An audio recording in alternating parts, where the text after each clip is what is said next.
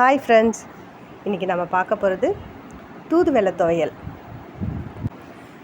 நான் தூதுவளை எடுத்திருக்கேன். இந்த தூதுவளையில் என்னென்னா முள் நிறையா இருக்குங்க. இதை பார்த்து கட் பண்ணி எடுக்கிறது கொஞ்சம் கஷ்டமாக தான் இருக்கும். ஆனால் இந்த இலை ரொம்ப ரொம்ப உடம்புக்கு ரொம்ப ரொம்ப நல்லதுங்க. இப்போ நான் வெறும் காம்பை மட்டும்தான் கட் பண்ணி எடுக்கிறேன். முள் கட் பண்ண வேண்டாம். அதை நம்ம வதக்கும் போதே அதுவும் சேர்ந்து வதங்கிடும். அதனால் அது பிரச்சனை இல்லை. இப்போது இந்த இலையெல்லாம் நான் தனியாக கட் பண்ணி எடுத்துக்கிறேன். இப்போது கட் பண்ண இலையெல்லாம் இப்போ தண்ணியில் போட்டு நல்லா அலசி இது வேறு ஒரு பிளேட்டில் வச்சுக்கிறேன். 4 காஞ்ச மிளகாய், 3 பல் பூண்டு, கொஞ்சம் இஞ்சி, ஒரு சின்ன நெல்லிக்காய் சைஸ் அளவுக்கு புளி எடுத்துருக்கேன். இப்போது இது எல்லாத்தையும் சேர்த்து நல்லா வதக்கிக்கலாம். இப்போ வானல் வச்சுருக்கேன். கொஞ்சமாக எண்ணெய் சேர்த்துக்கிறேன்.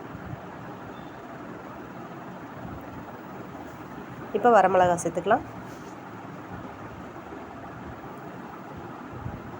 லைட்டாக வதக்கிக்கலாம்.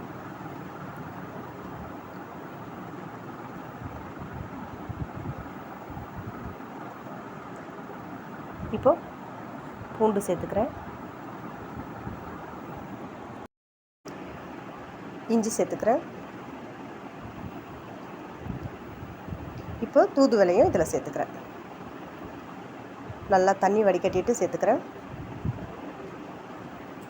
கீரை பார்க்க நிறையா இருக்குங்க, ஆனால் வதங்கிட்டால் ரொம்ப ரொம்ப கம்மியாயிடும். இப்போ சேர்த்து நல்லா வதக்கிக்கலாம்.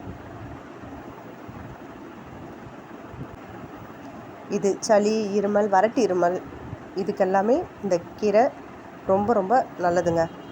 இது துவையில் அரைச்சிட்டு சூடான சாதத்தில் சாப்பிட்டிங்கன்னா வேறு லெவலில் இருக்குங்க.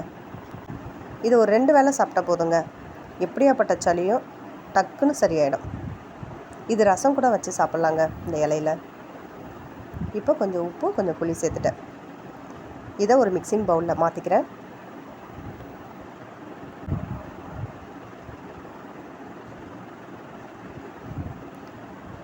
இப்போது அரைச்சாச்சு. இப்போது ஒரு வானல் வச்சுக்கலாம்.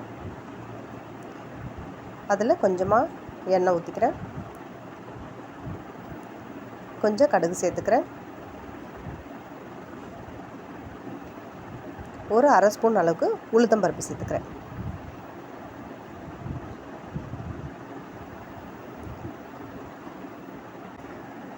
இப்போ கடுகு பொரிஞ்சதும் இப்போ அரைச்சி வச்சுருக்க துவையில் இதோட சேர்த்துக்கலாங்க.